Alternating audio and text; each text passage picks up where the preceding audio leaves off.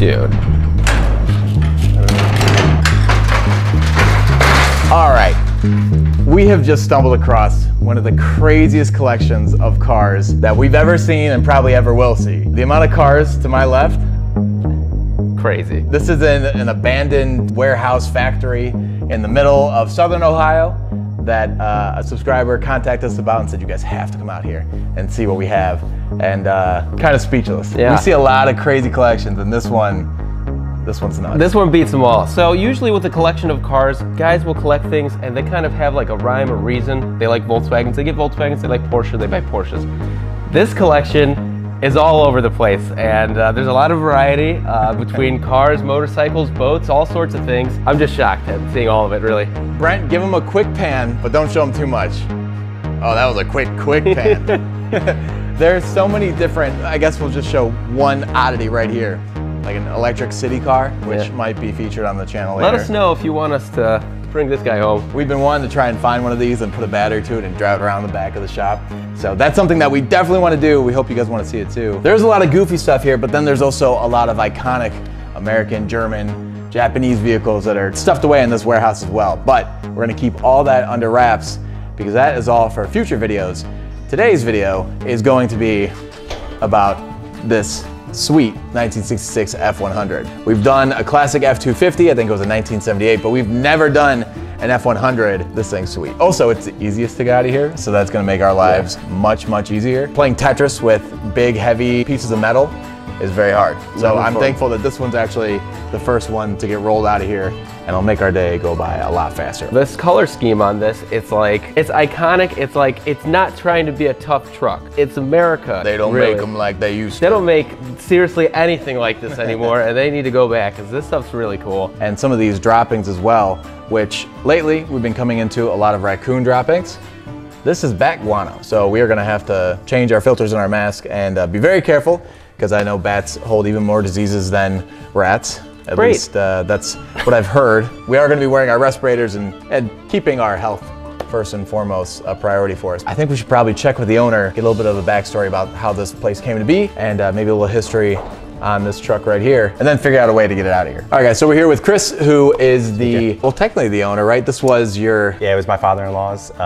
All belongs to my wife now, all the vehicles. So we're just trying to kind of go through them as we can and learn a little bit more about what he saw when he first purchased these kinds of things and see what we can do with them. Yeah, he had great taste. Like I said, the variety of cars that he had is really impressive. So you can tell he was an enthusiast at heart. We did hear that before we got here, I don't know how many years ago, that he did have a couple really, really special cars that we missed out on. He did, yeah. He had a 63 split window at one time. He had a 80s Countach, Lamborghini Countach for a little while. He had a 32 Auburn Boattail Speedster with a 429 in it. Porsche Targas, you know, his collection was a lot more extensive than you see today, but you know, he enjoyed those things and let them go to new owners. So sounds like a cool guy. I wish we knew him back then, or even now. You know, God rest his soul. But we're hoping to do right by him by taking care of these vehicles and helping you hopefully find some new homes for him. If we can get some space, we'll be happy. Yeah. So for the F100, do you know how your father-in-law came into it? Does it run? And what is the master plan for it after it comes back all cleaned up? Yeah, so he was doing some consulting work in Georgia, and he came across this among other vehicles, and he had to have it, just like a lot of the other things that he had. So it does run. It's got the V8 in it. According to him, I've never seen it run, but it did drive in the building. I'm hopeful that you guys will be able to get it started by the time the video is over with. But ultimately, we'll be liquidating this one with some of the others. And so how long has it been sitting here? To my knowledge, it's been sitting here for the better part of at least 15 years. Obviously, you can see that it hasn't been washed in much longer than that. I believe it was sitting outside in Georgia when he purchased it. So it's moved indoors. Now it's time to get cleaned. If we can't get it running, we'll take it over to Cleveland Power and Performance and have them give it a full look through, see what it needs to actually get back up and running safely. Chris, thank you so much, man. This opportunity is amazing. These cars are amazing, and we can't wait to show all of you what becomes of them. I guess let's figure out how we're gonna get this thing out of here and into the trailer. So as we start pushing this truck out, let us know in the comments below, do you want us to start working through all the vehicles in this collection? There's a lot of really cool and unique things that we think YouTube would love to see, and trust me, a lot of them are very quirky and very dirty. Also, if you're not subscribed to our channel, we're trying to hit 1.1 million subscribers. Take a second and hit that subscribe button because there's so much cool stuff coming up on our channel. All right, so the way that the property is designed, we can't actually get our trailer back here so it's in line with the truck. So we're using our winch to pull it out, which wouldn't be an issue, but because of the tight right angle that the trailer and the garage door opening is on, we have to use something that Robbie Layton himself taught us. So we use our monkey ball to hook it to something sturdy enough to hold the weight of the truck. So we have this contraption to add a pulley. Now we're gonna pull the truck up and out first. Once we get it up all the way, I'll move the trailer forward and we'll drive it right in. Look at Mike. Ready, Mike?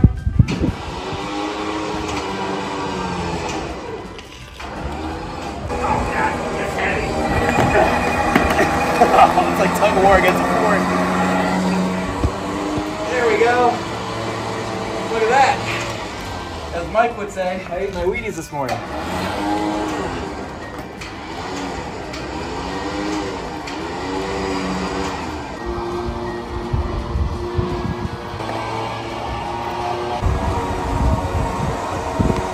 You're in. That's Sweet. perfect. All right, so we have the F100 back at the shop, and my first impression is this thing looks like a toy. It looks like it came out of a Tonka truck box, which actually hits very close to home. For me, my grandma used to buy me Tonka trucks, and she would hide them on the other side of her bed, and every time I'd go over there, I'd always run upstairs and check the flip side of the bed to see if I had a new Tonka truck to play with. Going off what RJ just mentioned, so for me, I get where he says it looked like a toy, but for me, this is like the quintessential farm truck. This looks exactly like what I would picture if I would see an old truck on a farm. And then also, what I really love about it is the color scheme. This is also what I picture in my mind to be like what a farm truck's color scheme should be. Always white on top and either this teal color or red. But I really love the shape of this truck. It's just, like you said, it's kind of like a toy, especially with this, I don't even know what these are in the back, but it does kind of make it look like just a little toy truck. I think that all Fords from this era, whether it's, you know, late 50s, 60s, even into the 70s, should always be this teal color. Whether it's a highboy, I don't care. The blue or the teal is just, it looks so cool. It's so good, and no manufacturer uses this kind of color scheme now. Like I've seen renditions. I don't think it would work. I've seen Chevrolet like renditions on like online, so I don't even know if they were really commissioned by Chevrolet, but I've seen like the lookalikes and they're all right, but man, does it really scream out on these trucks. It looks so good. If this is driving on the street, you cannot not look at it. On the side, it says F100 twin I-beam. I'm assuming that's something to do with the suspension, but I don't understand what it is. So when I was under the truck, I read that too, and I didn't really know. And then I looked under the truck to hook it up to our winch, and I understand now what a twin I-beam suspension is. On both sides of the suspension, you have springs, and then there's a beam going all the way to the other side of the truck from either side to a bushing. So that way it is a twin eyes that move up and down for the suspension to move. It's like half independent, but then also half connected? Sort of, yeah. Like a full I-beam suspension is just one beam and then two springs, but this is two. It's very odd, but it does seem like it would work. When I was up there, I was like, I understand the concept. So obviously some of this has been repainted, which looks like somebody took a brush to this corner. Oh, this is nice work. Mm-hmm. Picasso, I like it. See, but the patina on a truck like this, to have all that kind of stuff, it doesn't even matter. No, it makes it better. It makes it feel like it worked. It did what a truck does. These aren't levers where you pull up, you actually pull out. What? I forgot. I've never seen that. Whoa, whoa, Ready? whoa, whoa, whoa, whoa, whoa, whoa, whoa, whoa, Hey, whoa, the whoa. twin I-beam's working pretty good because I haven't been... They're not in the back. I've been eating a lot of Chipotle. They're not in the back, that's funny. Here, Brent, for when your Subaru gets stranded on the side of the road, because he had to have the lights underneath it, on top of it, and the headlights. This is not for this truck. Yeah. This is an F250. You think so? Or, I think so. What makes you say that? Or an F-150. This is too big. It's gotta be the same Never thing, mind. dude. I'm spatially unaware. So as I said, I do prefer these wheels over those knobby tires. Although those knobby tires are sweet, these definitely fit the truck a little bit better in my opinion. These hubcaps actually, now that I'm looking at them, have a very interesting design. If you know on the newer Fords, to switch it to locked into four-wheel drive, it actually has a little line just like this that you would churn. So I don't know if this was kind of the preemptive thing that made them do that, but these white walls need help. We're gonna try to make them look as new as we can, so let's get to it. So starting by cleaning the wheels, first we're gonna take the hubcap off, and then we're gonna spray the entire thing down with some water and apply an all-purpose cleaner to let it really start soaking in and getting that grime off. And you guys are gonna see a major transformation, especially on the white walls, but I wanna ask, what do you guys think of these wheels? The whole car is white and teal, and then you have these rims that are bright red. Do you think this goes with the truck very well? And are you a fan of this or no? Leave a comment.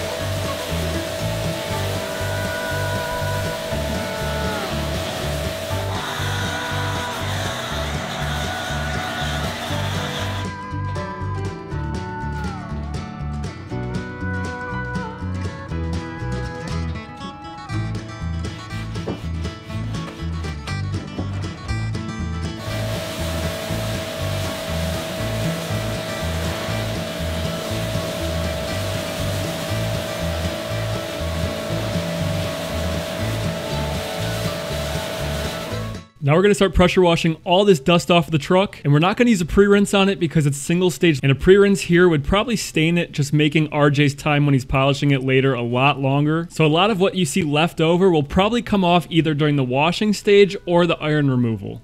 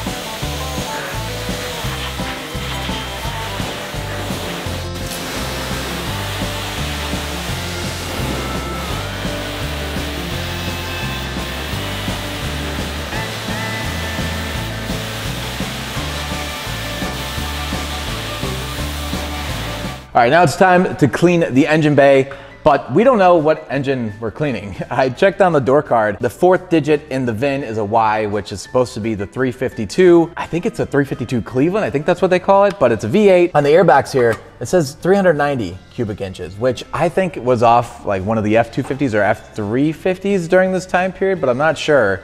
Underneath though, it does show that it has a 2-barrel carb. So that is in line with the 352, but I can't find the stamping anywhere on the engine. So if there's some way to tell without finding the actual stamping, or if you guys know where the stamping is, let us know, because this will evade us until maybe later. We're gonna clean it up. I think there's a good chance this is gonna be a runner and driver. And as we're cleaning the engine up, I want to remind you guys that at the end of the video, we took it to Cleveland Power and Performance, and we had them go over this entire truck and try getting it running for us. So make sure you keep watching until the end.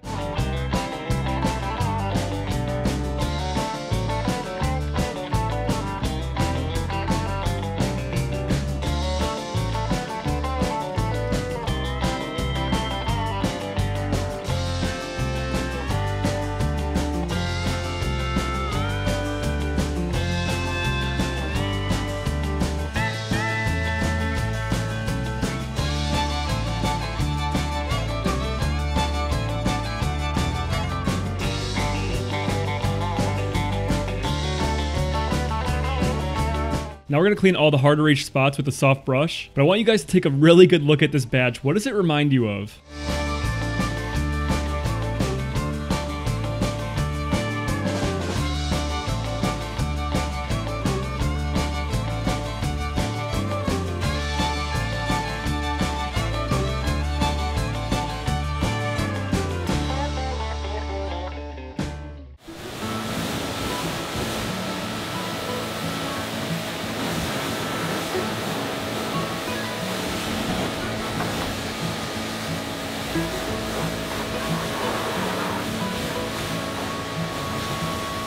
Now we're gonna remove all the iron from the paint, and if there's anywhere that there's rusted iron into the paint, you're gonna see it turn purple, just like this.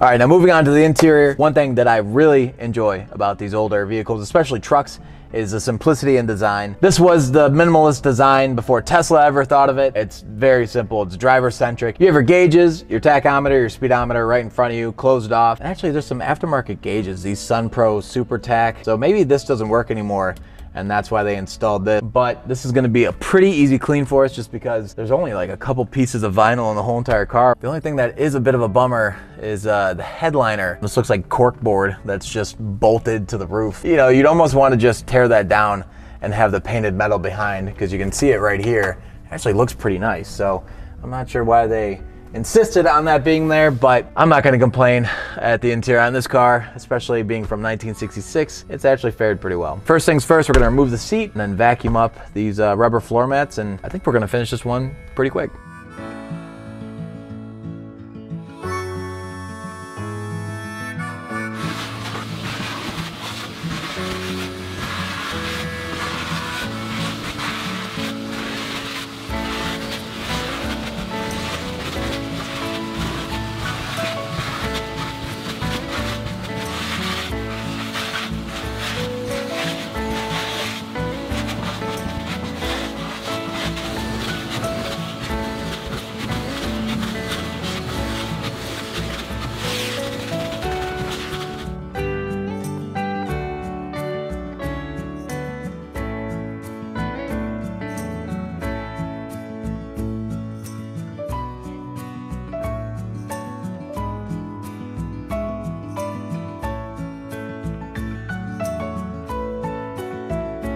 Now I thought I'd give you guys some insight of what I'm looking at when I'm cleaning a steering wheel like this, and maybe you'd enjoy it. So since it's already in pretty decent condition, just dusty, you can see all of the metal on it is super oxidized, so I know I can clean that up and make it shine again. So what I'm gonna do is clean all of the painted surfaces and clean it off really good, and then come back with steel wool and metal polish and really shine up that metal and make it pop again.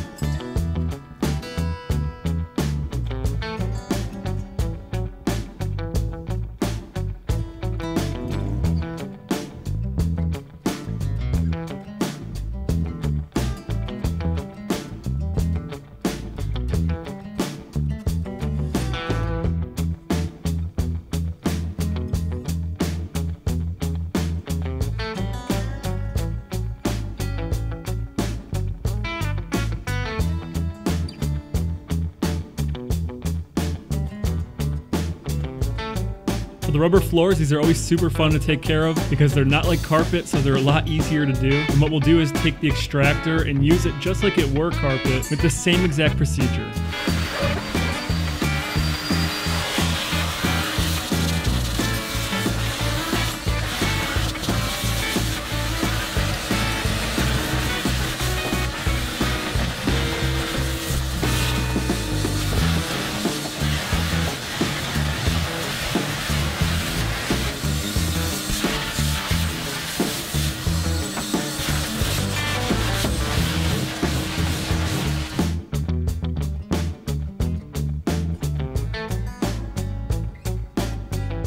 All right, it's time to polish the Ford, but as I look at it, whoever painted this truck, I'm assuming sanded and polished all the turquoise and teal pieces of the truck, and then just kind of gave up on the white parts of the truck, because this looks like it never was fully finished, sanded, and polished. And I would do that, but my fear is that we have almost no paint on these edges already. And so if I hit one of those edges with the polisher, I'm almost guaranteed to go ahead and strip that paint off and strip it down to the primer or the bare metal.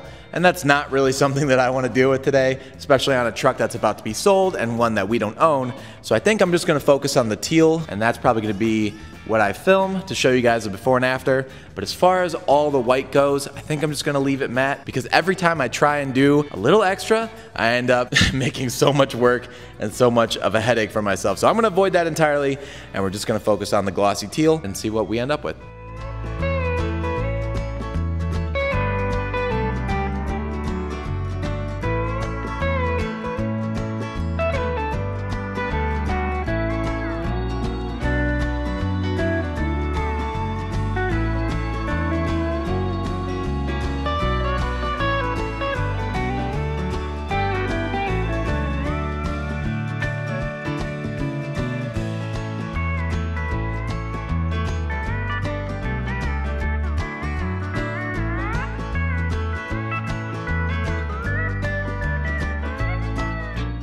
All right, since we didn't polish the hood, I still feel like it needs a little bit more, not polishing, but cleaning. It still has some dirt that I can see in the top layer. So I'm gonna use a cleaner wax and kind of scrub away this, this staining that is right above this trim line, and then I'm gonna do the rest of the hood.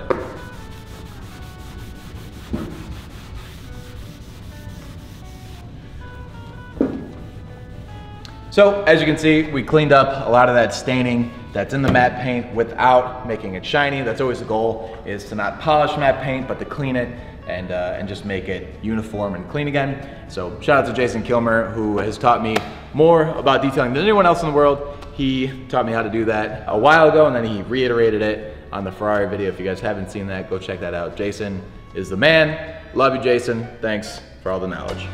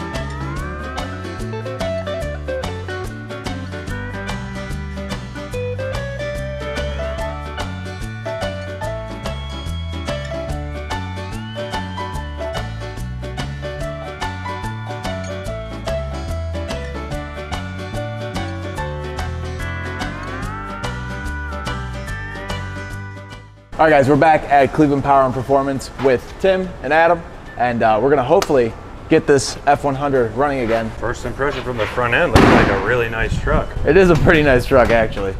Yeah. Whoever did the paint job could have done better, but yeah, I could see that. Underneath is really clean. The interior is in pretty good shape except for the vinyl on the seat, but we should probably do this inside, but I might as well give you the first look at the engine bay there. Oh, no, okay. So, interesting.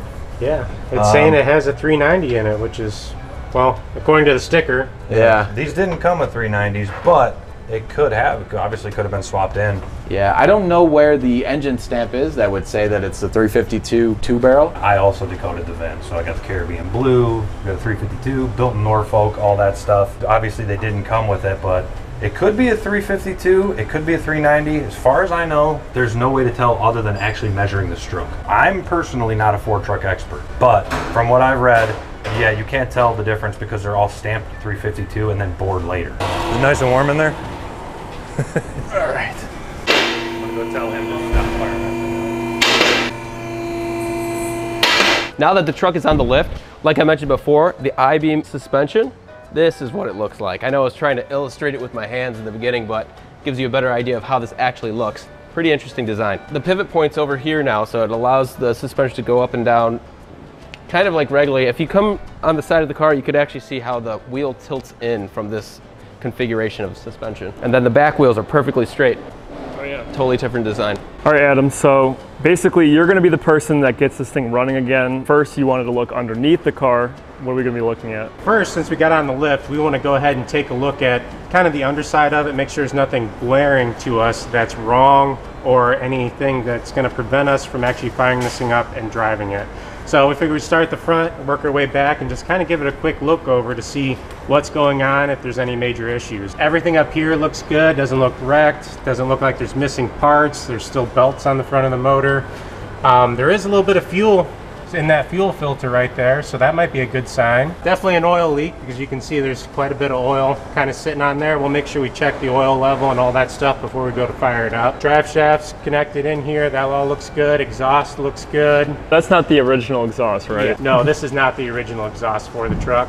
Somebody came in here and put their own little custom touch on it. The whole motor is pretty much mechanically run, and that's a huge advantage, especially because they can kind of sit a little bit longer and still run. If there's a wire chewed up or something like that in a newer car, it might kill the whole system, like what we saw with that Corvette, where it wouldn't take any power. These types of vehicles that sit for a long time are a lot easier to get running, and hopefully a lot easier just to get moving under their own power and all that good stuff. This one was supposed to come with a 352, but it's still an FE based motor. Really don't know the cubic inch on it, but we're just assuming that it's mostly stock, maybe with a different air cleaner on it. So if we go ahead and check the oil, we can see that it in fact does have oil in it. Definitely dark, but that's not too big of a deal right now. Once we get it running, we can always come back and do fluids and all that good stuff. What do you think, RJ? I think it's gonna run. It better run. We need a runner. It's been a long time since we've gotten a car to run on video, so fingers crossed. All right, so here's the moment of truth. Oh, look at that. Oh, that's like butter. Nice and easy. So that's a really good sign.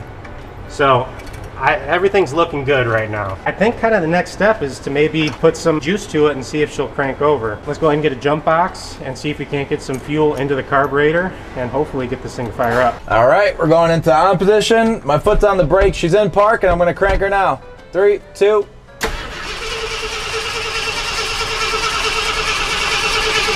Well, that's a good sign. So it cranks over. I know this fuel's been sitting here a long time, so we'll go ahead and give her some starter fluid and hopefully help pump that fuel into the carburetor. Oh, we have a fuel leak. Looks like this gasket is actually pushed out from the back of the, I'm guessing this is the accelerator pump that's right here. We can at least see if it like starts over. Crank it? Yep, go ahead and crank Send it.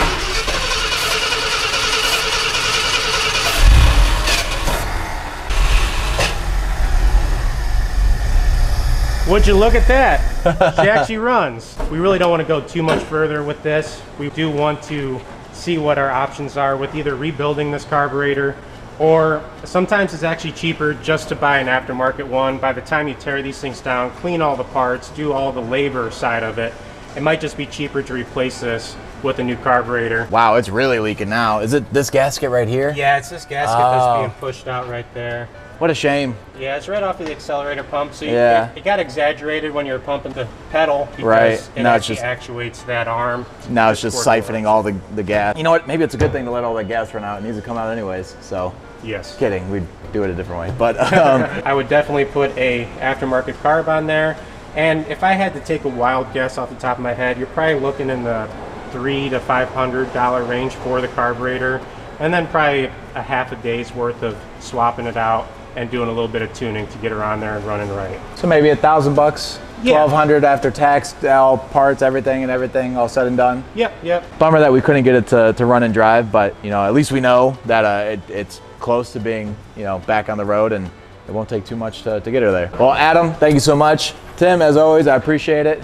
You guys are great. But what these guys really do here is a lot more intricate than something like just swapping out a carburetor and tuning a car. They actually do a lot of crazy custom work like this. What is this, a 1969 Charger that is completely custom, pretty much. I mean, this is hardly an original car. This is a completely custom build. As you can see, the whole entire engine. I mean, this is a new SRT Hellcat motor in an old Charger.